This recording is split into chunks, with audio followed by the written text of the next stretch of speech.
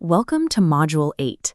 This is where we take the physiology, the medication risks, and the fatigue research from previous modules and organize them into a single practical framework.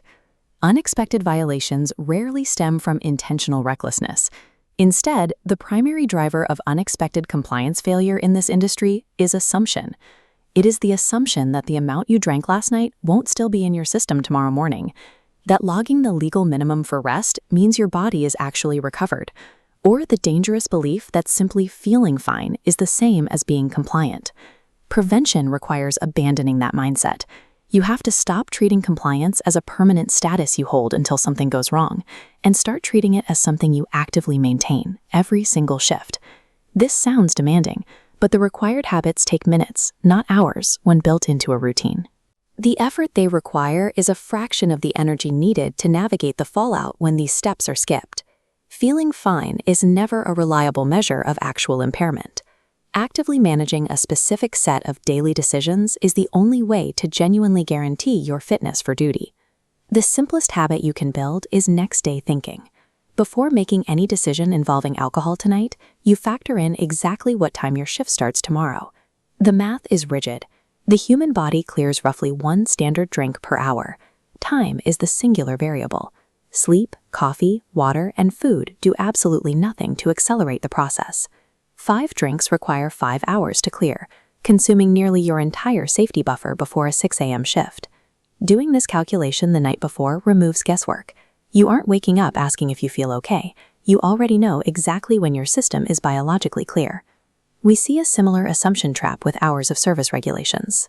The rules define the absolute minimum allowable rest, not the point at which your body is actually recovered. Treating regulatory minimums as a target, rather than a floor, allows cumulative sleep debt to build invisibly. Operating at the legal maximum across multiple days produces measurable performance degradation, even with a perfectly legal logbook. True fatigue prevention means taking your off-duty time seriously as recovery time. It requires tracking your actual biological sleep and securing your physiological baseline long before you turn the key. There is also a major blind spot in standard healthcare.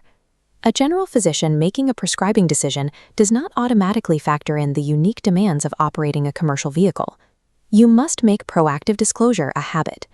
Every time you are prescribed a new medication, explicitly tell your doctor that you hold a CDL and are subject to DOT testing. That context dictates what they prescribe and how they dose it. The same vigilance applies to over-the-counter medications. Read the label every single time. Warnings about drowsiness or operating heavy machinery are strict legal boundaries for this profession. The 24-month DOT physical is a highly effective prevention tool, though it is often treated merely as an administrative hurdle. Candid, honest disclosure about your medications gives a federally certified medical examiner the information they need to evaluate your actual fitness for the road. They are there to review your entire health picture and flag compliance risks before they become liabilities. Beyond physical health, you must manage your administrative records. When dealing with the FMCSA clearinghouse, assuming no news is good news is a risk. Taking 5 minutes once a year to check your own record ensures you know exactly what is in your file. This simple check prevents career-halting surprises during job applications. If you recognize a shifting pattern in your health, habits, or stress, that is the moment to use your employee assistance program. Early help seeking is an intervention tool meant for the pattern stage, long before a crisis occurs. By actively managing your medical disclosures and administrative records, you stop being a passive participant in the regulatory system and become the active engineer of your own career. All of these long-term habits culminate in the micro-decisions you make immediately before starting your shift. This is the pre-shift self-assessment. It takes roughly 2 minutes and involves honestly answering a specific set of questions. First, sleep. Did you secure at least 6 hours of actual rest? Fewer than 6 hours requires honest judgment about your capability to perform today. Second, alcohol. Does the 1 drink per hour math you calculated last night add up to full clearance before this shift begins? Third, medication and cognition. Have you taken over-the-counter medications with a warning?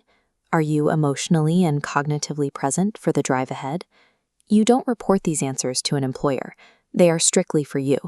They act as your final barrier before engaging the engine. The drivers who maintain clean records across decades in this industry do not rely on heroic willpower under pressure. They rely entirely on the muscle memory of these specific, practiced routines. Treating compliance as a deliberate daily habit removes the danger of assumption. It makes safety the automatic default, and it leaves you entirely in control of your livelihood.